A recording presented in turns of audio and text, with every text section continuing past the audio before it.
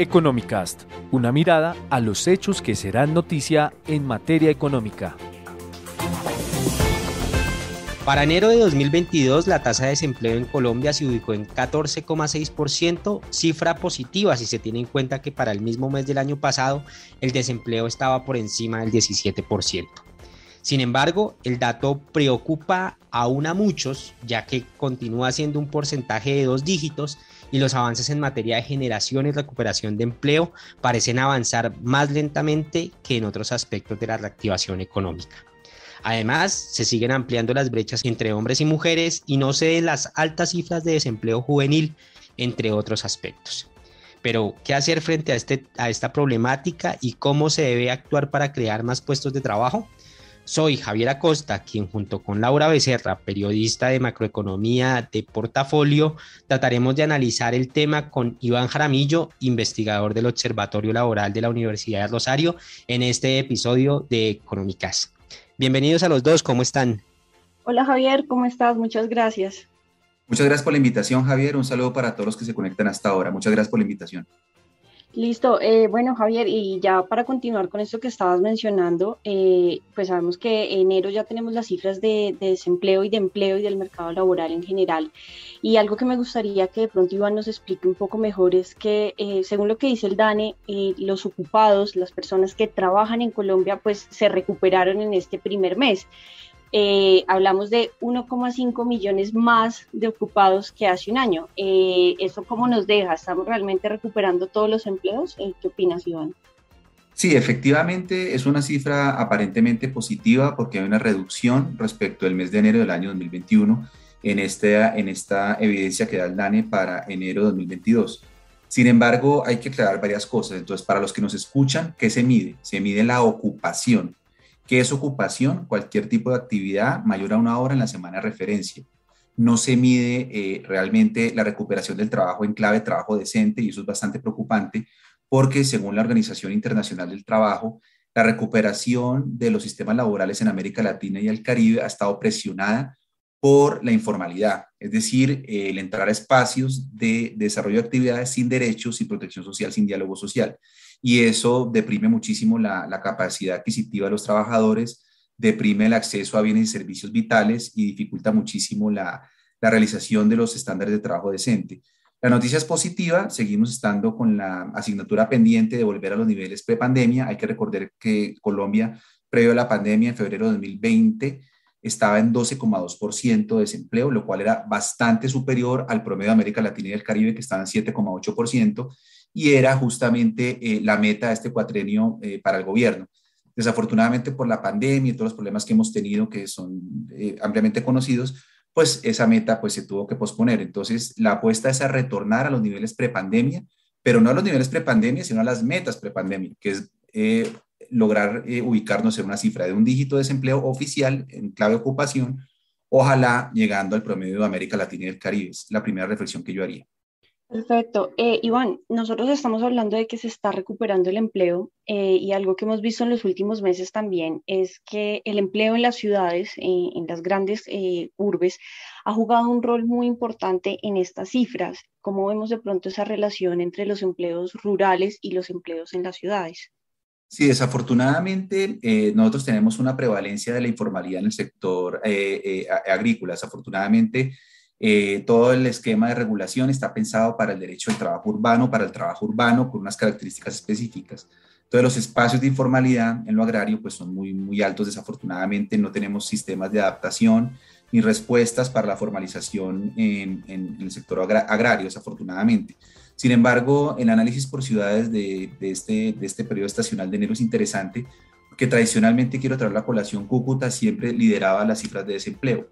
Esta las lidera Quibdó, Pereira, y Cúcuta casi que está en el promedio nacional. Hay una recuperación que demuestra que las políticas locales, las políticas activas en cabeza de los servicios de empleo, pues pueden estar funcionando y pueden tener evidencias de recuperación mucho más fiables y expeditas que en aquellos espacios donde no hay presencia estatal, que es lo que ocurre justamente en el sector agrario en Colombia, en contraste con el sector urbano, donde está la producción industrial y donde está todo el esquema de intervención del derecho al trabajo pensado para esas lógicas.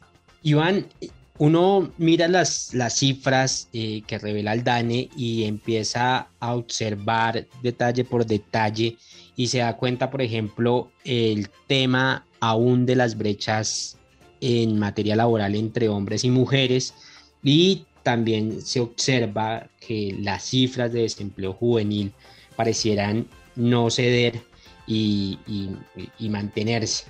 Digamos, ¿cuál es el panorama frente a estos puntos y digamos, por qué se dificulta tanto la recuperación de empleo, por lo menos para las mujeres?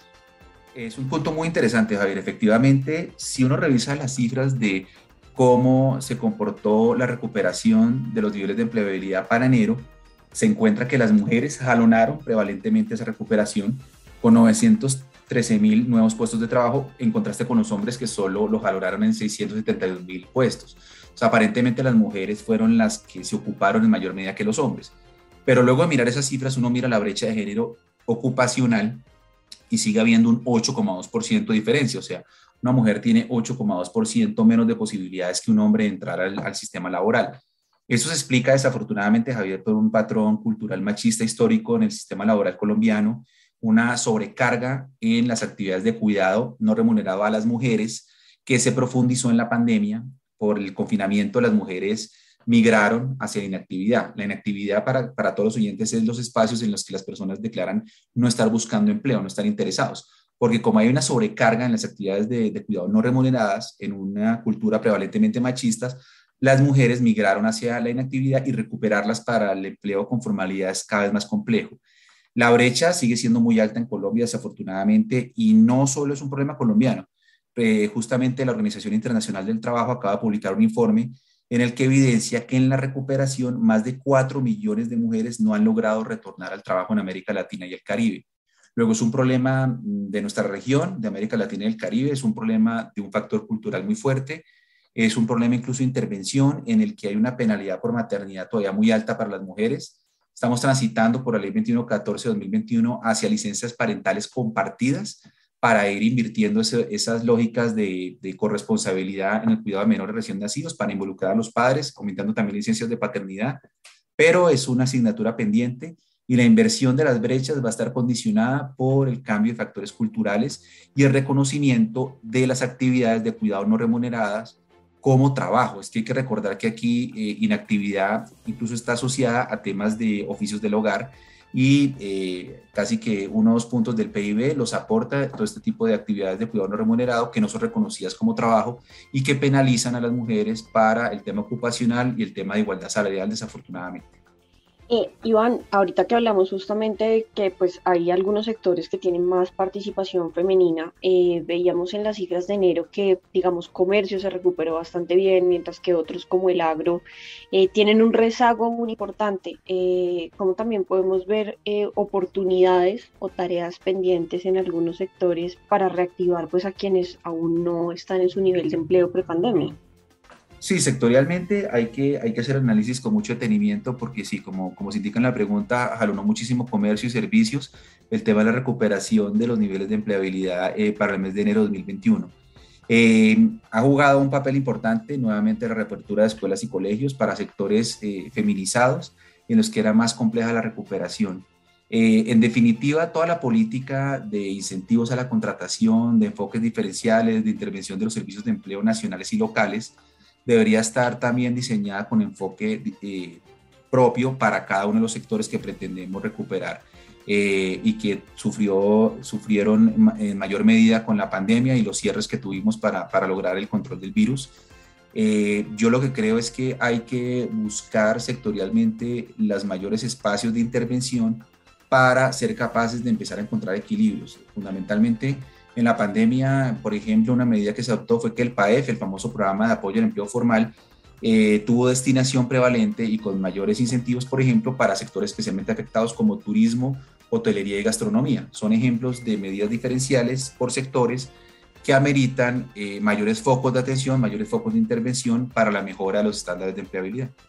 A mí me gustaría también destacar otro tema que hablamos ahorita, pues ya que mencionamos las poblaciones que de pronto tienen un peso más fuerte en materia de desempleo en este momento, y es que en esta última publicación el DANE presentó una actualización pues de su metodología e incluyó algunos sectores como aquellos quienes se autoidentifican como parte de la comunidad LGBTI.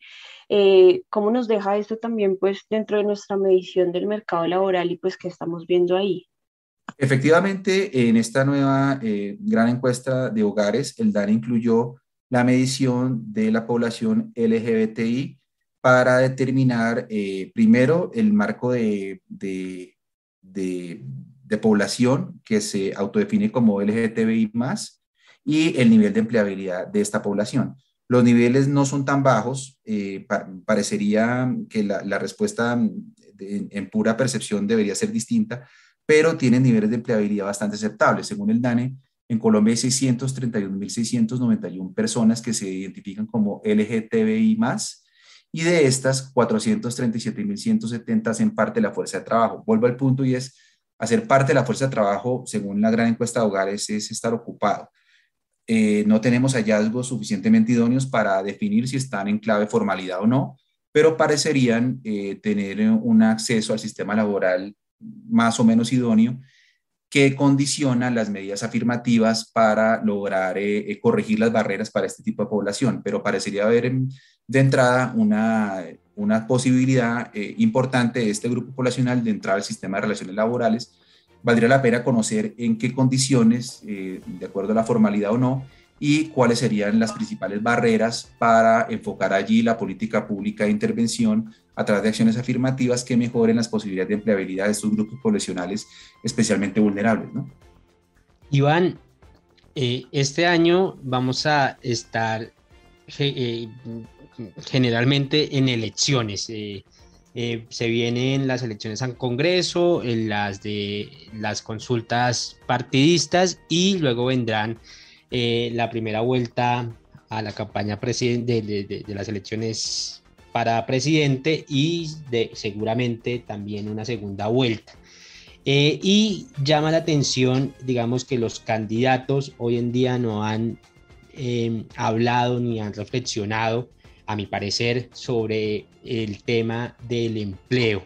Y pues juega un papel muy importante esta discusión, teniendo en cuenta que pues finalmente el nuevo presidente será el quien disponga las políticas públicas precisamente para impulsar el empleo.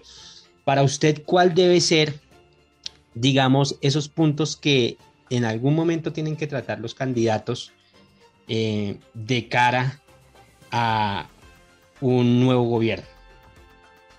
Sí, efectivamente estamos en un tránsito democrático de gobierno, de cambio de gobierno.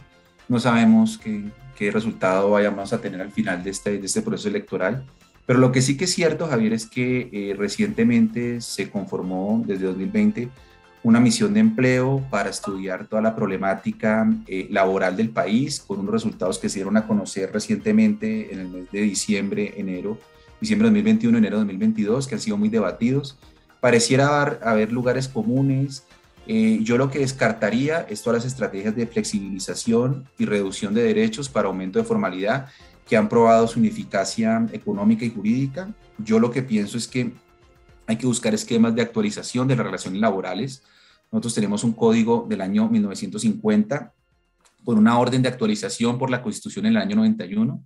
Han pasado más de 30 años y esa orden no se ha hecho efectiva. Entonces, lo primero que hay que hacer es pensarnos cómo son las mejores rutas y los mayores equilibrios posibles para el Estatuto del Trabajo en cumplimiento de la promesa constitucional del año 91. Lo segundo es buscar un sistema de equilibrios para el sistema pensional, descartando propuestas de privatización del sistema y ascribiéndolas a temas de verdadera seguridad social con principios de solidaridad, financiación común con el Estado de los afiliados y ojalá tránsitos a prima media verdadera. Y finalmente, acentuar y profundizar todo el tema de políticas activas en un proceso de recuperación progresiva que estamos teniendo de la economía, pero no tanto en la empleabilidad, a través del fortalecimiento de los servicios públicos de empleo nacionales y locales, para que sean ellos los que gestionen las políticas activas y pasivas. Nosotros carecemos todavía de respuestas suficientemente idóneas contra el riesgo de desempleo y eso ha impedido que ratificamos el convenio 102 de la OIT, pero es un momento idóneo. En la pandemia, a través de decretos de emergencia, se incorporó alguna prestación por desempleo que demuestra que esos amortiguadores sociales en periodos de crisis son especialmente importantes para recuperarnos en lo económico y en los niveles de empleabilidad de los supuestos de crisis, creo yo. Iván, tú aquí estás tocando un punto que me parece también muy importante y es cómo ha cambiado el empleo con la pandemia. Pues yo sé que ya estabas mencionando el tema de qué tan viable es la flexibilización laboral en Colombia para generar pues, más empleos formales y los resultados de la misión de empleo.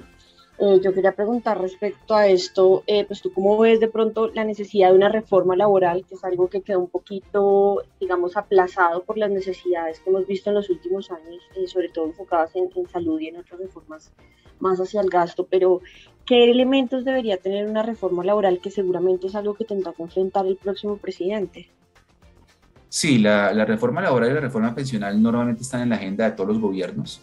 Inicialmente es deseable hacer realidad la promesa de la Constitución en el artículo 53 de un Estatuto del Trabajo con unos principios muy claros y sólidos de protección al trabajo, de protección a la oferta. Es importante además actualizar nuestra normativa que, como digo, fue proferida en el año 50 en un estado de conmoción interior. Valdría la pena pensarnos en un esquema de actualización, pero actualización en clave derechos en el trabajo y trabajo decente, en clave derechos fundamentales en el trabajo, como lo ordena la Organización Internacional del Trabajo, en un contexto muy complejo de automatización y robotización del empleo que se aceleró en la pandemia y que Colombia ha venido dando respuesta de forma desarticulada con leyes que se van profiriendo, pero que no tienen una estructura de actualización del sistema laboral. Entonces nosotros ya tenemos una ley de desconexión laboral. Nosotros ya tenemos algunas iniciativas para regular todo el tema de plataformas digitales y empleabilidad, iniciativas que todavía no han llegado a buen puerto.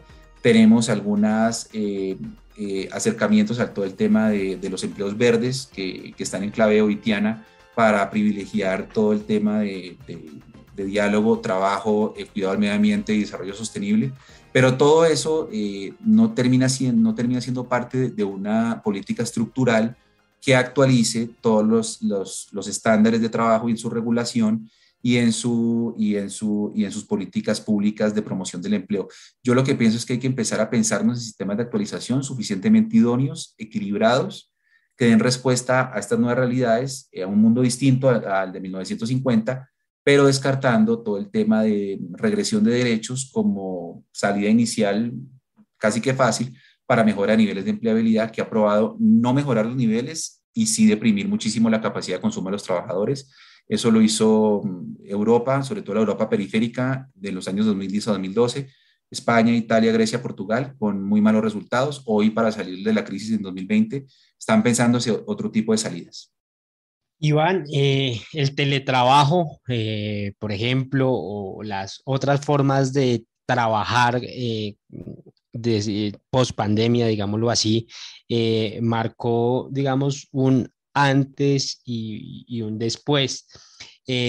Situación entonces que lleva a pensar que